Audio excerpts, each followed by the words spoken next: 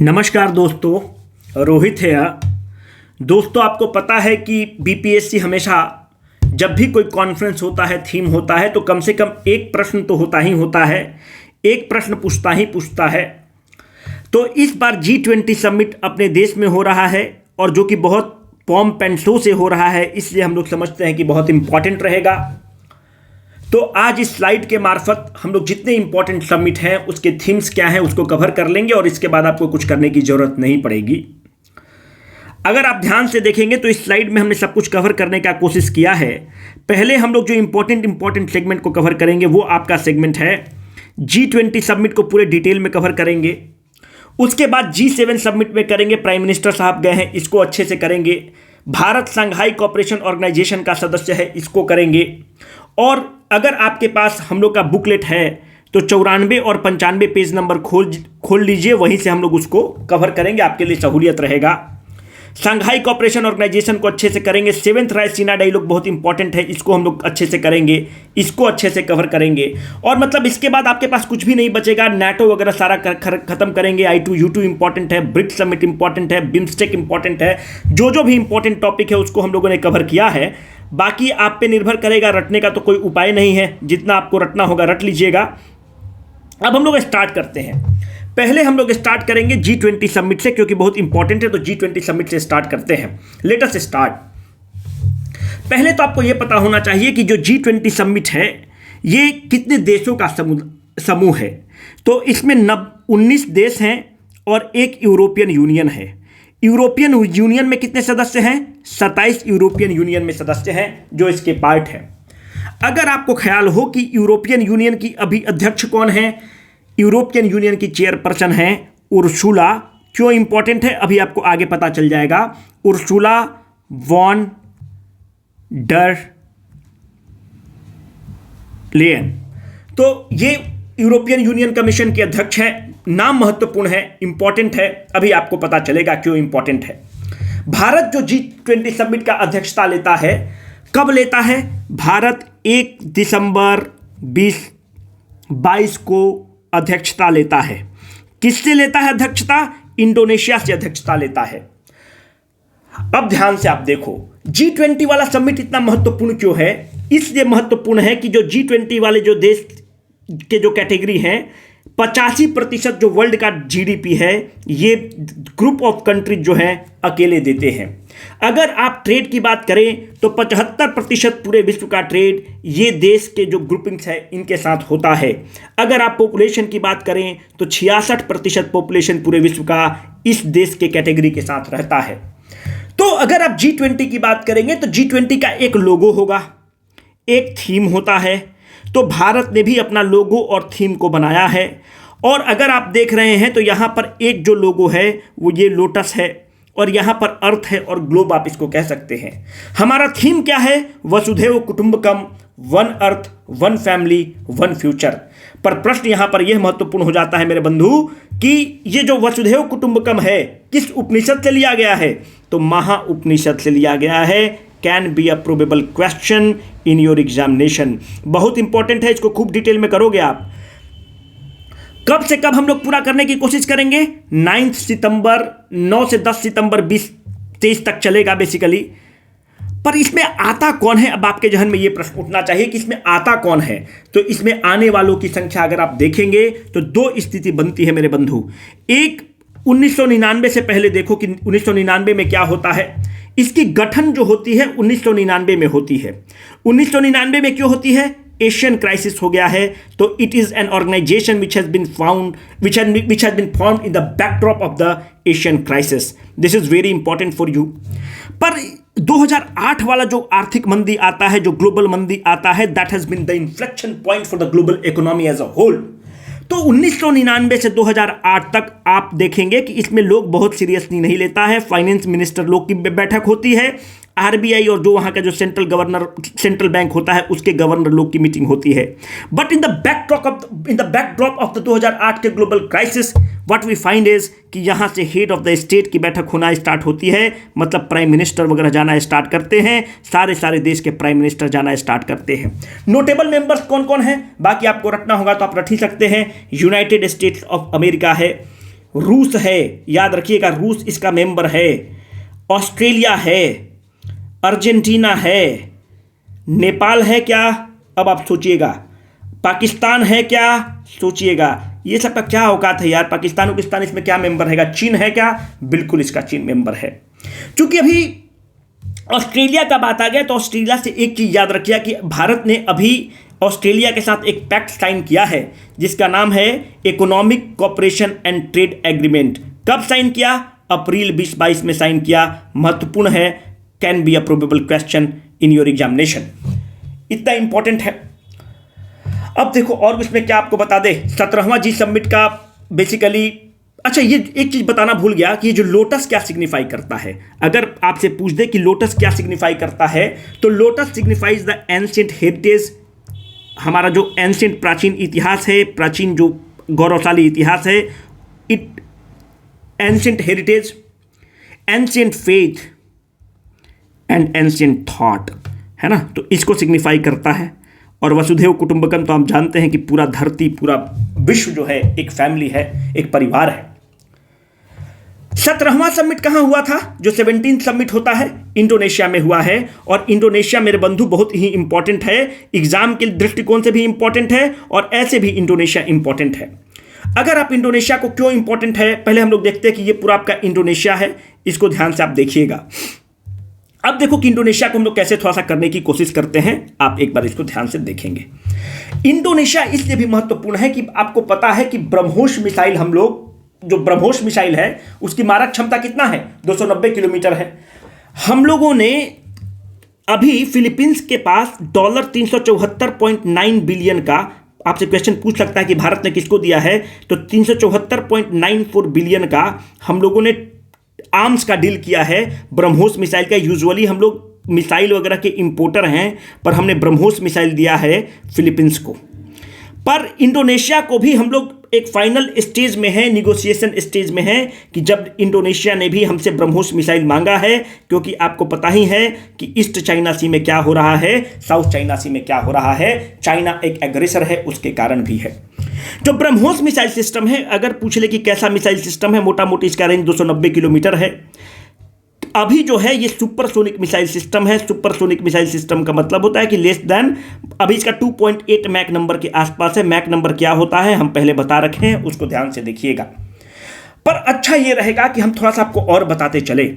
अगर आप इंडोनेशिया को देखोगे तो इंडोनेशिया ये है इसका कौन सा, सुमात्रा आइलैंड, ये इसका क्या है, जावा आइलैंड।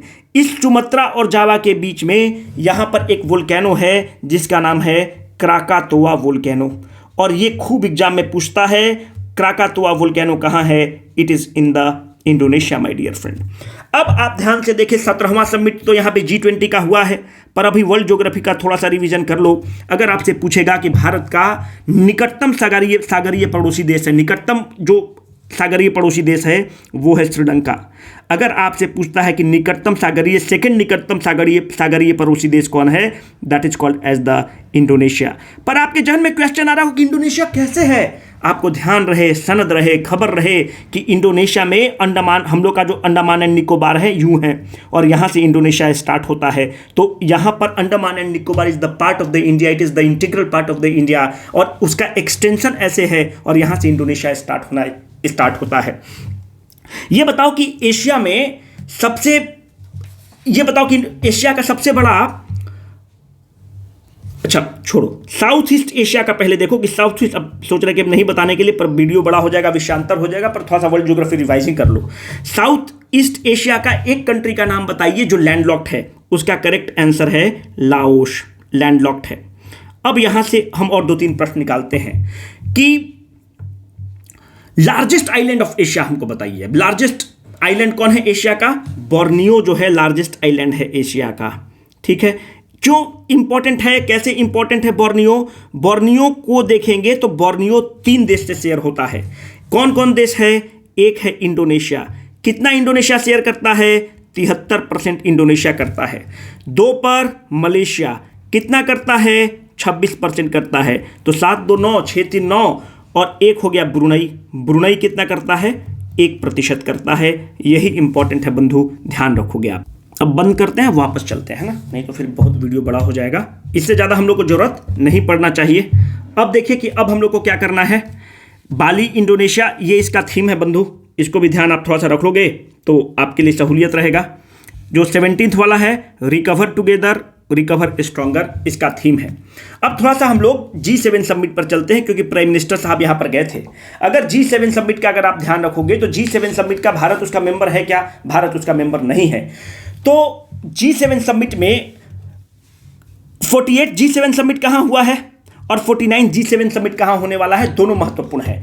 तो 49th G7 समिट जापान में होगा और 48th G7 समिट जो है, इसको लिख देते हैं नहीं तो आपको दिक्कत होगी, 48th G7 समिट जर्मनी में हुआ है। ठीक है, जर्मनी में हुआ है। एक चीज आप मुझे ये बताओ, यहां पे G20 का सरपा कौन है? जो सरपा मतलब होता है एक तरह से आप उसको CEO मान लीजिए, तो बहुत ही भारत के महान सपूत हैं अमिताभ कांत, और बड़े काबिल हैं, नीति आयोग के CEO हैं और बहुत one of the most versatile IAS officer हैं। अमिताभ कांत G20 के CEO हैं और इसकी जो पहली बैठक हुई G20 CEO की, वो हुई, जो G20 सरपा की, वो हुई है उदयपुर में, राजस्थान के उदयपुर में। बहुत काबिल ऑफिसर हैं, बहुत ही one of the best IAS officer this country has ever produced. तो ये हो गया। अब हम लोग आते हैं कि और किसको किसको देखा जाए। अब दूसरे स्लाइड पे हम चलेंगे तो मेरे लिए सहूलियत रहेगा। थोड़ा सा अलग करने की कोशिश किए हैं हम लोग। अब देखिए आपको पसंद आता है कि नहीं, अगर नहीं पसंद आएगा तो बता दीजिएगा, उसको फिर हम लोग चेंज कर देंगे। अब 7th रायसीना डायलॉग को देखो, एक हुआ है, उसमें आप देखोगे सारा चीज लिखा हुआ है, 7th Raisina dialogue. 7th Raisina जो डायलॉग हुआ है वो किस ऑर्गेनाइजेशन के रूप में होता है? ऑब्जर्वर रिसर्च फाउंडेशन और मिनिस्ट्री ऑफ एक्सटर्नल अफेयर्स मिलकर करता है। कहां पे करता है? संग्रीला डायलॉग का कॉपी है, जो सिंगापुर में संग्रीला डायलॉग होता है, जिसमें एक से एक एम्बेसडर्स आते हैं, एक से एक फॉरेन डिप्लोमेट आते हैं, एक से एक बड़े लोग आते हैं और विश्व की आर्थिक परिस्थितियों पर, डिप्लोमेटिक स्थिति पर, बिजनेस पर चर्चा होती है। यह बहुत महत्वपूर्ण है। क्यों महत्वपूर्ण है?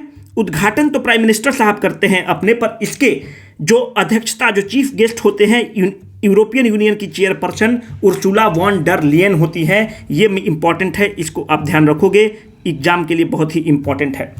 48 G7 समिट आपको बताया कि जर्मनी में है। 49th वाला कहाँ होने वाला है? जापान में होने वाला है। पर अभी सबसे इंपॉर्टेंट है शंघाई कोऑपरेशन ऑर्गेनाइजेशन, जो उस हम लोग के PPT में लिखा हुआ था। जो शंघाई कोऑपरेशन ऑर्गेनाइजेशन का जो 22वां सम्मेलन हुआ है वो समरकंद में हुआ है। समरकंद कहाँ है? उज्बेकिस्तान में है। ठीक है, अब बताओ कि अराल सी कहाँ है?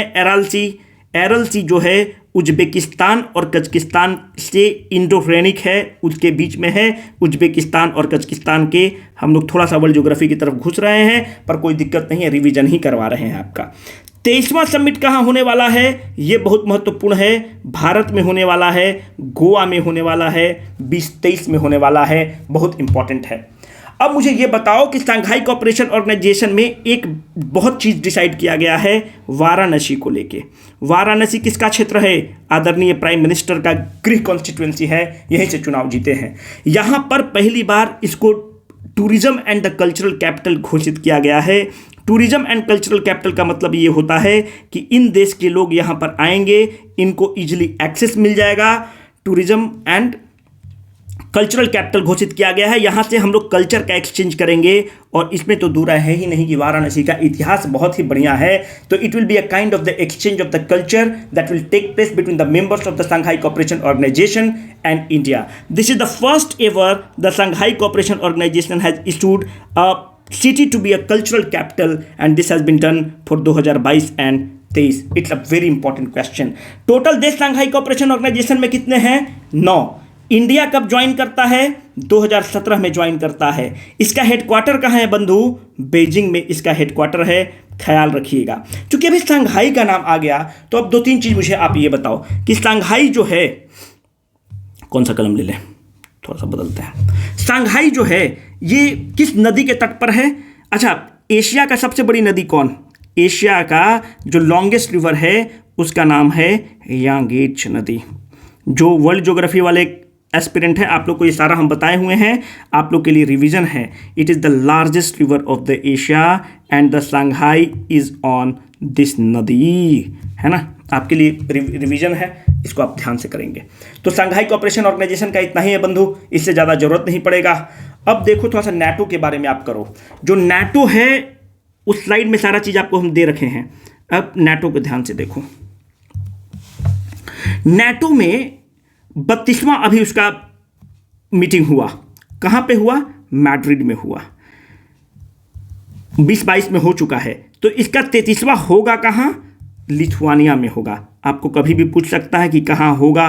देखो छोटा टॉपिक है और इम्पॉर्टेंट है, इसलिए पूछ लेता है कभी कभी। नाटो का सेक्रेटरी जनरल कौन है? ये भी महत्वपूर्ण है, क्योंकि अभी हमेशा युद्ध हो रहा है, नाटो उस पर पूरा स्टैंड ले रहा है, तो आपको पता तो होना ही चाहिए। ठीक है। नाटो में कितने देश हैं टोटल? 30 देश हैं। रिसेंट कौन है? नॉर्थ मैकेडोनिया है ना, नॉर्थ मैसेडोनिया। इससे ज़्यादा एक भी क्वेश्चन नहीं बनेगा दोस्त। हेडक्वार्टर कहाँ है? ब्रुसेल्स। ठीक है, एक क्वेश्चन अब इससे आगे नहीं बनेगा। बाकी आपको अगर करना है तो आप बिल्कुल फ्री हैं, कर सकते हैं, जितना करिएगा करंट में कम है। एक और हमको जो लगता है कि बहुत इंपॉर्टेंट है और एग्जाम में पूछ सकता है, वो है I2U2। I2U2 का मतलब क्या होता है? I2U2। तो I2 में मतलब क्या क्या है? इंडिया और इजराइल, 2 I हो गया। 2U का मतलब क्या हो गया? एक यूनाइटेड स्टेट्स ऑफ अमेरिका हो गया, एक यूनाइटेड अरब एमिरेट्स हो गया। यूनाइटेड अरब एमिरेट के साथ याद रखिएगा कि हाल में हम लोगों ने एक डील साइन किया है, उसका नाम है comprehensive economic partnership agreement. Bharat और यूएई साइन किया है। एग्जाम के लिए अति महत्वपूर्ण है, खूब क्वेश्चन पूछ सकता है। I2U2 का जो 2022 में जो बैठक हुई है वो वर्चुअली हुई है, बहुत इंपॉर्टेंट नहीं है, काम चल जाएगा। 14th ब्रिक्स समिट कहाँ हुआ है? 14th ब्रिक्स समिट इंपॉर्टेंट है और इसका सिंपल सा लॉजिक है कि 14th ब्रिक्स समिट वर्चुअली हुआ, चाइना के पास हुआ। तो 15th ब्रिक्स समिट क्या होगा? कुछ नहीं करना है, वो सीरीज में चलता है। अगर अभी चाइना में हुआ है तो अगला साउथ अफ्रीका में होगा। 16वां कहाँ होगा? ब्राजील होगा। 17वां रूस होगा। 18वां इंडिया होगा। मामला खत्म। इसका थीम क्या है? टुवर्ड्स रिजिलियंट रीजन करके थीम है। इसको अगर आप चाहेंगे तो कहीं ना कहीं तो थीम इसमें लिखा हुआ होगा, towards resilient region, prosper economies, healthy people. Data planning अगर रटना चाहते हैं तो आप बिल्कुल रट सकते हैं, आपको पूरी स्वतंत्रता है, पूरी आज़ादी है। अब थोड़ा सा आ जाओ बिम्स्टेक पर। अगर आप बिम्स्टेक को देखोगे, बिम्स्टेक पर आप आ जाओ तो बिम्स्टेक का ये है ना कि Bay of Bengal Initiative for the Multi Sectoral Technical Cooperation करके है। इसका हेडक्वार्टर बंधु कहाँ है? ढाका में है। बांग्लादेश जो है वहीं पर है। अभी भारत ने कहा है कि हम 420 जो है, हम तो इलेक्ट्रिसिटी भी बांग्लादेश को खूब भेजते हैं, और 420 हम लोग ब्रॉड गेज रेलवे का अभी साइन हुआ है। बहुत इंपॉर्टेंट क्वेश्चन है कि किसको भारत अपना रेल दे रहा है? तो 420 ब्रॉड गेज रेलवे का पूरा बॉगी हम लोग दे रहे हैं बांग्लादेश को। Can be a probable question. 5वां है 5th बिम्स्टेक समिट हुआ है, टुवर्ड्स रिजिलियंट रीजन करके है, जो आपको बता ही चुके हैं। NAM 2023 क्या है? Non aligned movement. 2023 कहाँ हुआ है मेरे बंधु? 2023 कहाँ होगा? सॉरी, युगांडा में होने वाला है। ठीक है, युगांडा में होगा। और हमको नहीं लगता है कि अब और कुछ क्वेश्चन बनता है। बाकी आप देख लीजिएगा, उसको हम पलट कर देख लेते हैं कि और कुछ इंपॉर्टेंट है क्या, पर इससे ज़्यादा हमको नहीं लगता है कि इंपॉर्टेंट कुछ होगा। और बाकी जो अगर और पढ़ना होगा तो आपके मैगजीन में दिया हुआ होगा। इसको हम लोगों ने ख़त्म कर लिया, देख लेते हैं। 14th ब्रिक्स समिट हम लोगों ने ख़त्म किया, बिल्कुल ख़त्म किया। ये सब आप देख लीजिएगा। बिम्स्टेक समिट हुआ, 32वां नाटो हो गया। ये सब थोड़ा सा आप लोग देख लीजिएगा, उतना हमको इंपॉर्टेंट नहीं लगा। 7th रायसीना डायलॉग इंपॉर्टेंट है। G20 सरपा इंपॉर्टेंट है। शंघाई कोऑपरेशन ऑर्गेनाइजेशन इंपॉर्टेंट है। उसके बाद G7 समिट इंपॉर्टेंट है, शंघाई कोऑपरेशन इंपॉर्टेंट है, और G20 सबसे इंपॉर्टेंट है। इससे ज़्यादा हमको इंपॉर्टेंट नहीं लगता है। बाकी हम आपको स्लाइड दे देंगे, मैगजीन भी आपके पास अवेलेबल है। अगर एग्जाम में होता तो हम यही पढ़ के जाते, तो हम इतना ही आपको पढ़ाएंगे।